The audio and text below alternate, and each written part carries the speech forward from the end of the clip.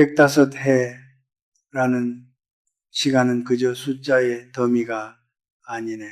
그것은 억겁의 비바람을 견뎌낸 너목의 갈라진 껍질이며 수만 번의 파도에 깎여나간 해안가 바위의 흉터와도 같은 것이지.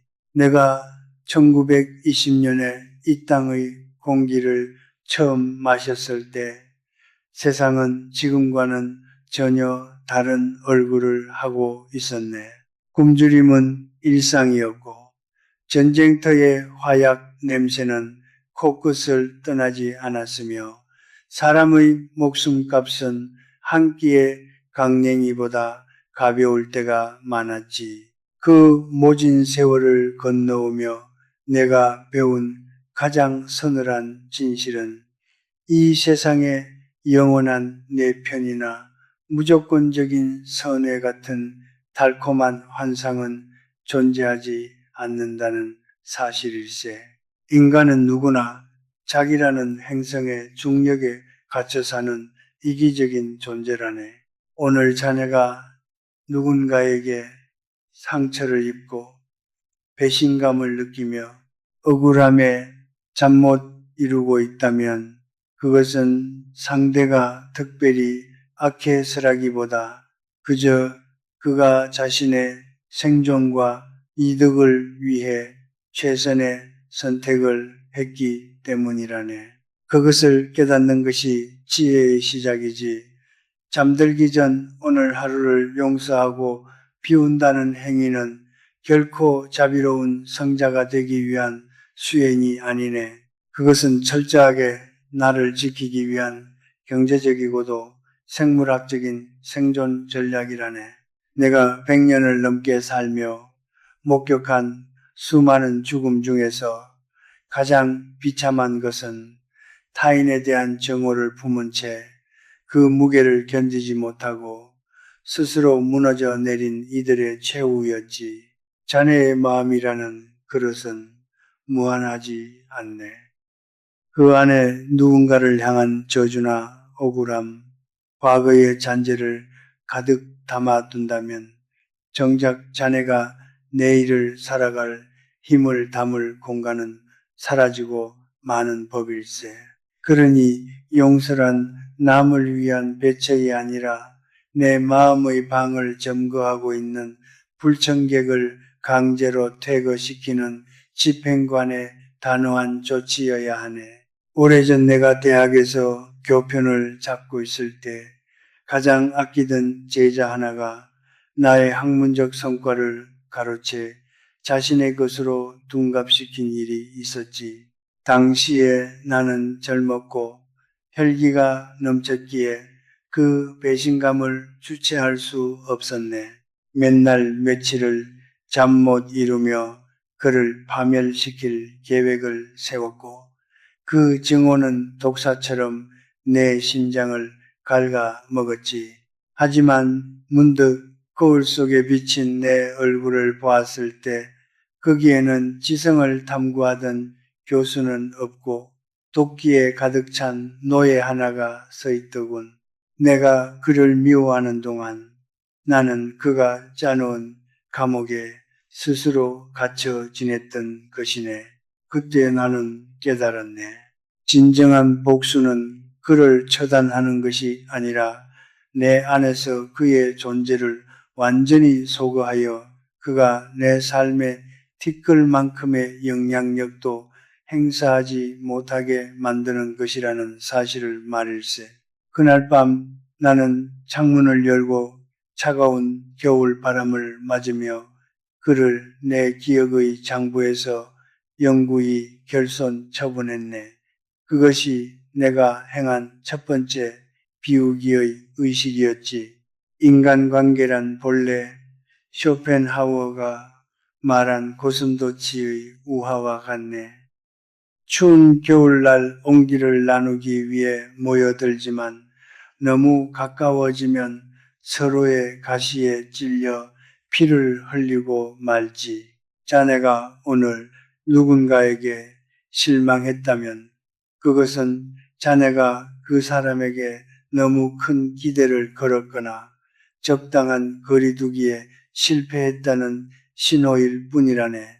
통계청의 자료를 보게나 노년층의 고독사 비중이 급증하고 1인 가구가 보편화되는 시대적 흐름은 단순히 사회적 단절을 의미하는 것이 아니라 인간이 결국은 홀로 서야 하는 존재임을 증명하는 객관적인 지표일세.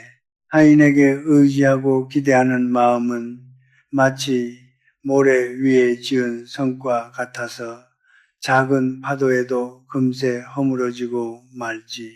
그러니 잠들기 전 자네가 해야 할 일은 타인과의 관계에서 생긴 감정의 부스러기들을 털어내는 것이네.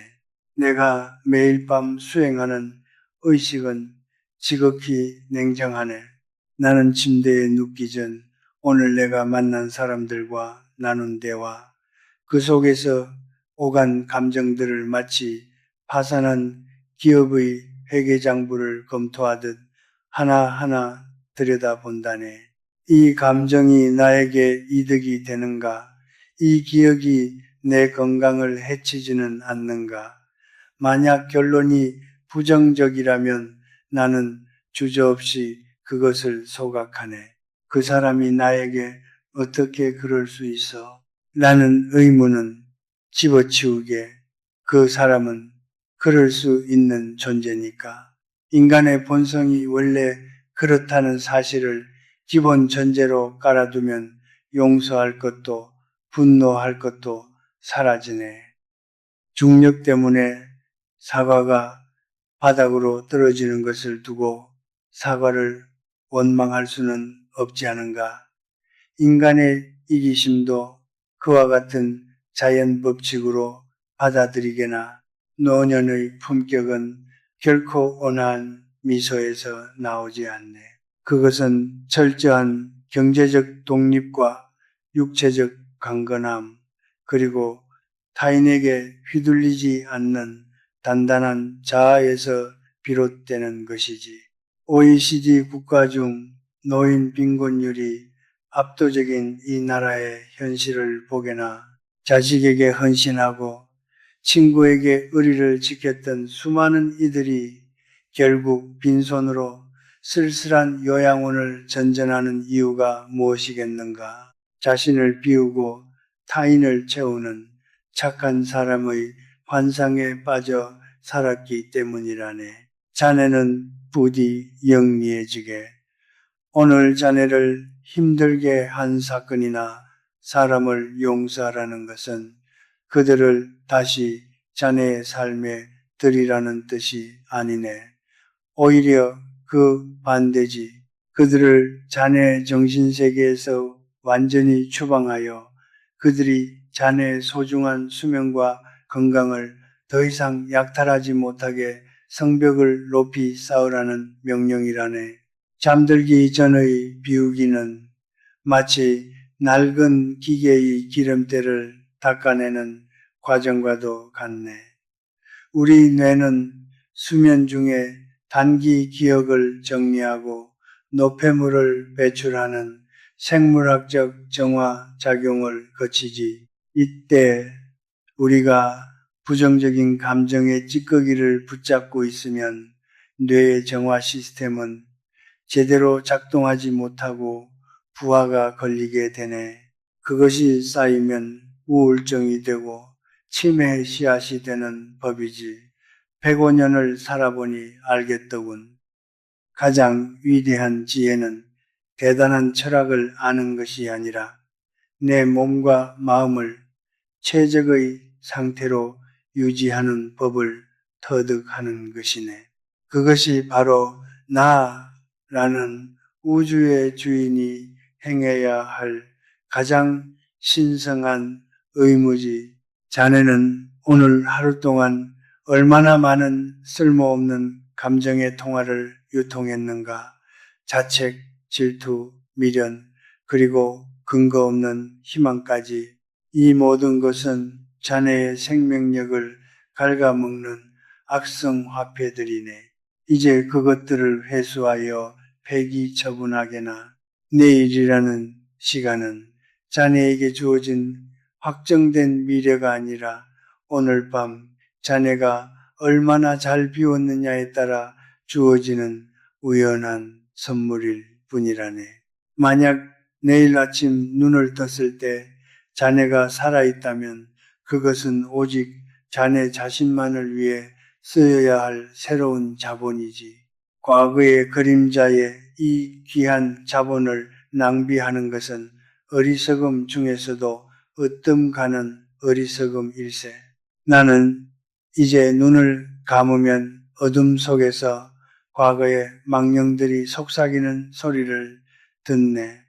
먼저 떠난 아내, 등 돌린 친구들, 실패했던 사업의 기억들이 나를 유혹하지.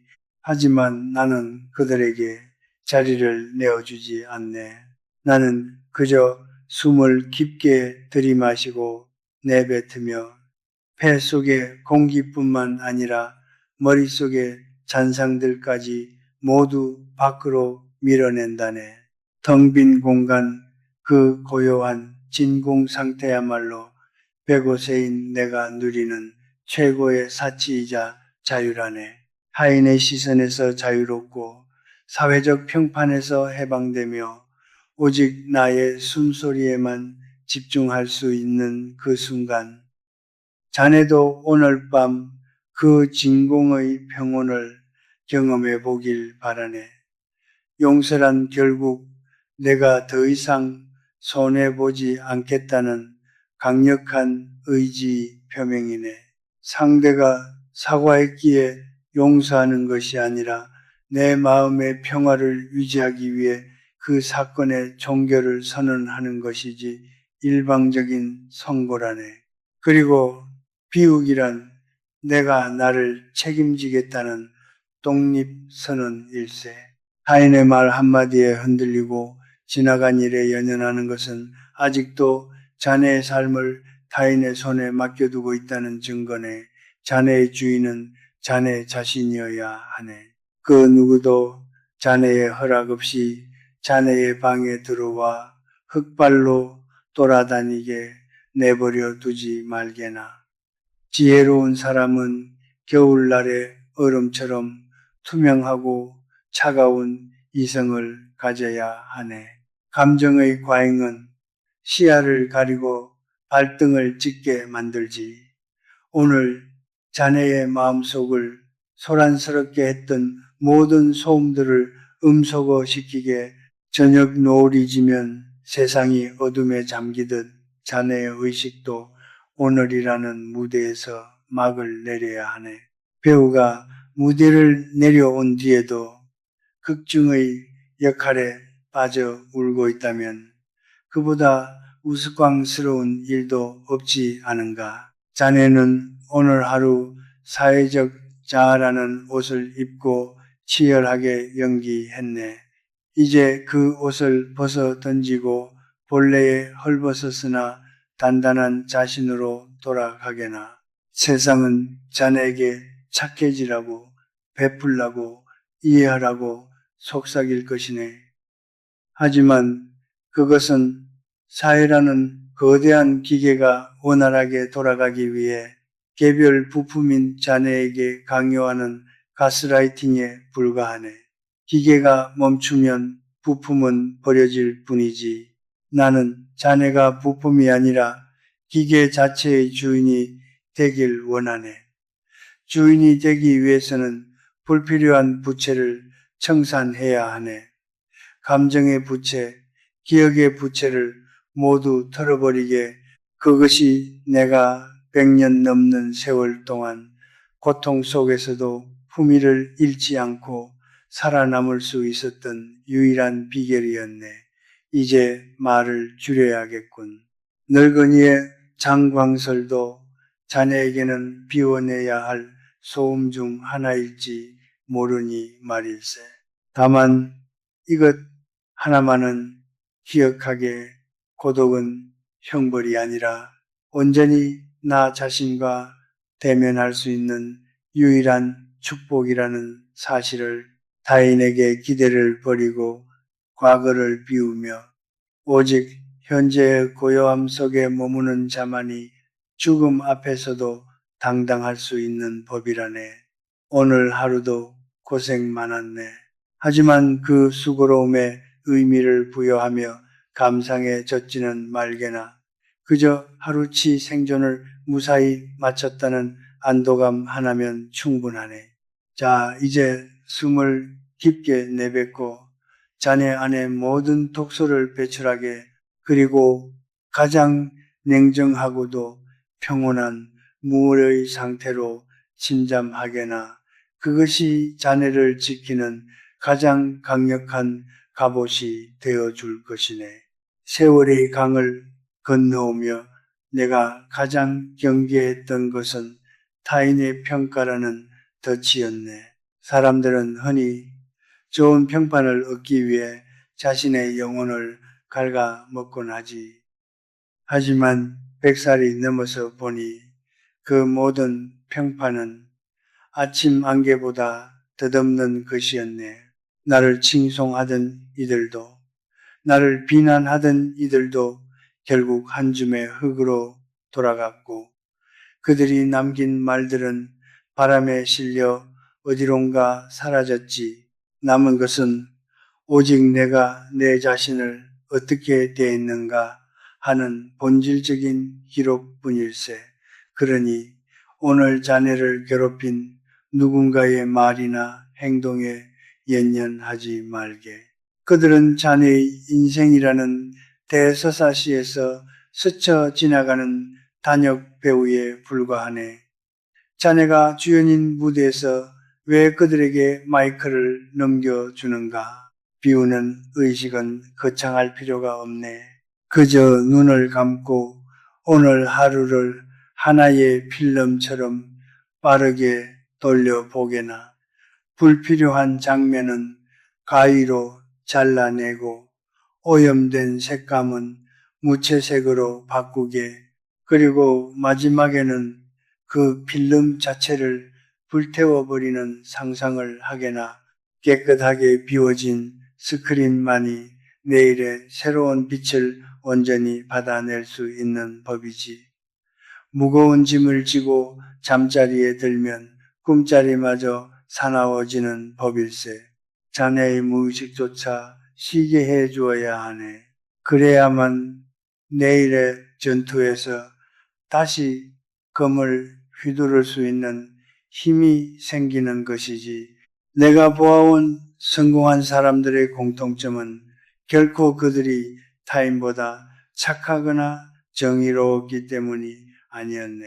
그들은 누구보다 철저하게 자신의 내면을 관리하고 불필요한 감정 소모를 차단하는 데 능숙했지. 그들은 인간의 이기심을 상수로 두고 방정식을 풀었기에 예상치 못한 배신에도 의연할 수 있었던 것이네. 자네도 그 냉철한 방정식을 가슴에 품게나 기대를 낮추면 실망도 줄어들고 실망이 줄어들면 마음의 평온은 절로 찾아오게 되어 있네. 이것이 바로 105세 노인이 자네에게 줄 수 있는 가장 정직하고도 뼈아픈 조언이라네. 마지막으로 자네에게 당부하노니 자네 자신을 가장 소중한 자산으로 여기게나. 돈이나 명예, 권력은 모두 외부에서 오는 것이고 언제든 사라질 수 있지만 자네의 정신과 육체는 끝까지 자네와 함께할 유일한 동반자라네. 그러니 잠들기 전의 이 짧은 의식을 결코 소홀히 하지 말게. 그것은 자네의 영혼을 매일 밤 새로 태어나게 하는 부활의 과정이자 세상의 풍파로부터 자네를 지키는 최후의 보루니까 말일세.